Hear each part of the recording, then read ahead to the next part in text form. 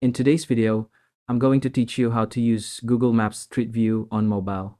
Google Maps Street View on your phone is like having superpowers for navigation. Here's how to use features that most people never discover.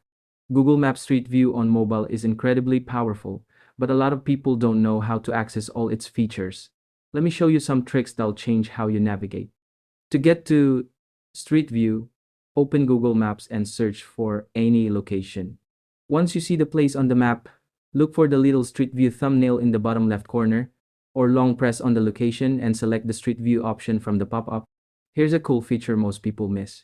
You can drop into Street View from anywhere on the map. Just long press any street, and if Street View is available, you'll see a Street View preview. Tap it to jump right in.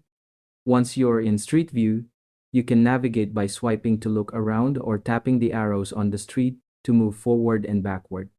But here's a pro tip. Tap and hold to move continuously in one direction instead of hopping from point to point. The time travel feature is amazing if you're curious about how places have changed. Look for the clock icon in the top left corner of Street View. This lets you see historical images of the same location from different years. For indoor locations like museums, airports, and shopping malls, look for blue dots and lines on the map.